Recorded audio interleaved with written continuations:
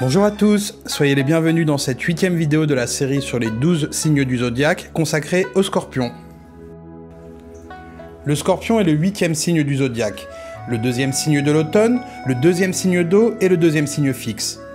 Il est transité par le Soleil sur la période allant du 21 octobre au 22 novembre environ, date à préciser chaque année grâce à un logiciel d'astrologie comme astrothème.fr. On dit du Scorpion qu'il est un signe de mode fixe car il est situé au milieu de sa saison, comme le Taureau, le Lion et le Verseau. En tant que signe fixe, il vient confirmer le changement d'ambiance apporté par le signe précédent et avec lui la nouvelle saison. On dira des signes fixes qu'ils ont des caractères solides, stables, peu changeants mais également trop lourds. Le Scorpion est également un signe d'eau. Comme dit dans ma vidéo sur les éléments en astrologie, les signes d'eau sont en lien avec les émotions, la sensibilité, l'intuition, l'intimité, l'imagination et l'immatériel. Nous savons maintenant que la symbolique des signes du zodiaque n'est pas due au hasard, mais que cette dernière est liée à quelque chose qui se passe dans la nature à ce moment-là. Le printemps correspondait au développement de la plante, du germe à l'étape bélier, au développement des racines et des feuilles à l'étape taureau, jusqu'à l'apparition des fleurs et du pollen à l'étape gémeaux. L'été symbolisait l'apparition des fruits, avec leur croissance à l'étape cancer, leur maturité à l'étape lion, leur récolte et leur stockage pour l'hiver à l'étape vierge. Le début de l'automne est symbolisé par le moment où la nuit devient plus longue que le jour à l'étape balance. Dans la nature, nous avions vu que c'était le moment où les plantes nous livraient un dernier spectacle, en parant leurs feuilles de multiples couleurs juste avant de mourir à l'étape Scorpion. Nous avions d'ailleurs compris pourquoi la balance était un signe en lien avec la beauté, l'harmonie, l'esthétique et la vie sociale. À l'étape Scorpion, le temps est venu pour les feuilles de tomber.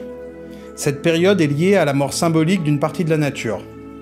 Si les belles journées du début du mois d'octobre nous permettaient de laisser mûrir les derniers fruits d'été tels que les tomates ou les poivrons, à l'étape Scorpion, le temps est venu d'arracher les pieds de la terre avant que ces derniers ne tombent malades en raison du froid et de l'humidité. Le dernier spectacle proposé par la nature à l'étape Balance nous en avait mis plein les yeux. À l'étape Scorpion, ce qui est important ne sera pas directement visible. En effet, tout va se passer sous nos pieds, en souterrain. On retrouvera là l'une des premières symboliques du signe du Scorpion. Son lien avec la part cachée et mystérieuse de la vie, la psychologie, la sexualité, l'inconscient et le subconscient, et les questionnements sur la vie après la mort. Les feuilles mortes vont petit à petit joncher le sol, où elles vont y commencer leur décomposition et leur pourrissement, pour finalement se transformer en matière organique fertile qui permettra aux plantes de se nourrir au retour du printemps. On retrouvera là une seconde symbolique du signe du Scorpion. Là où la balance préférait garder une ambiance harmonique et pacifique en surface, le Scorpion aura besoin d'aller voir en profondeur, souvent là où d'autres signes se refusent à aller y mettre le nez. Dans ces profondeurs, le Scorpion devra cibler ce qui est pourri, secret et gangréné, puis procéder ensuite à un ménage incroyable, afin de purifier, assainir, régénérer et faire muter une situation. Il devra souvent assumer le mauvais rôle, celui de mettre les pieds dans le plat en mettant en lumière ce qui ne fonctionne plus, voire même en le détruisant. Le rôle du Scorpion n'est pas le plus simple, mais il est absolument nécessaire. Symboliquement, on pourrait dire que sans l'étape Scorpion, c'est comme si on choisissait de bâtir un immeuble sur un sous-sol instable. Dans la nature, on dit souvent de l'animal Scorpion qu'entouré par le feu, il préférera se tuer en s'injectant son propre venin plutôt que de finir brûlé par les flammes.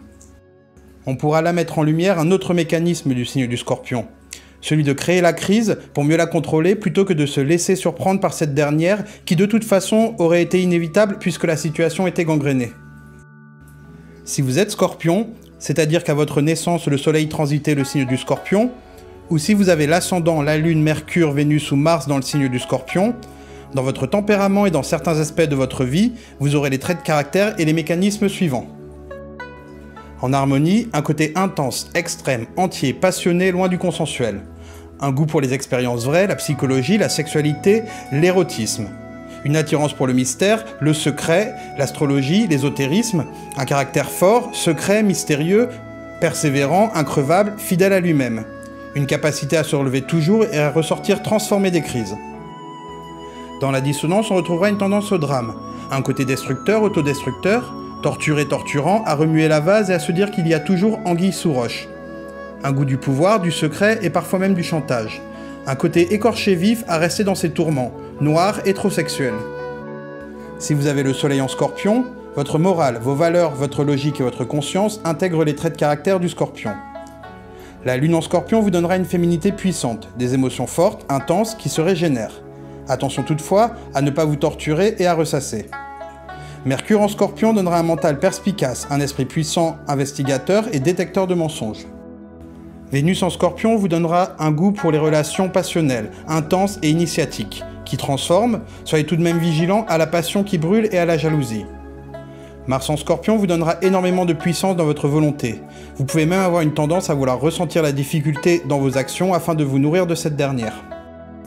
En regardant le signe opposé et complémentaire au scorpion, le taureau, on se rendra compte que, là où le taureau va avoir besoin d'acquérir et de conserver, le scorpion pourra préférer la perte pour un assainissement et une renaissance. Là où le taureau recherchera la routine et la tranquillité, le scorpion recherchera la passion et l'intensité. Les planètes liées au scorpion sont Mars et Pluton. Elles sont donc dominantes pour les scorpions et ascendants scorpions. Au niveau du corps humain, le scorpion est lié à l'appareil sexuel, à la prostate, au côlon, au rectum et à l'anus. Le signe qui suit le scorpion est le Sagittaire, qui est le dernier signe d'automne et le dernier signe de feu. Retrouvez mes articles sur les signes du zodiaque dans le magazine La naturopathie au fil des saisons. Vous y trouverez également des articles sur la santé et le bien-être. Si la vidéo vous a plu, n'hésitez pas à liker, à commenter et à vous abonner. Vous pouvez me suivre sur les réseaux sociaux et pour toutes les informations concernant les consultations et les formations en astrologie, rendez-vous sur le site ec-astrologue.fr. Nous sommes le 20 décembre 2020 au moment où j'enregistre cette vidéo. Je tiens donc à vous souhaiter à tous de très belles fêtes de fin d'année et je vous dis à très bientôt pour de nouvelles vidéos.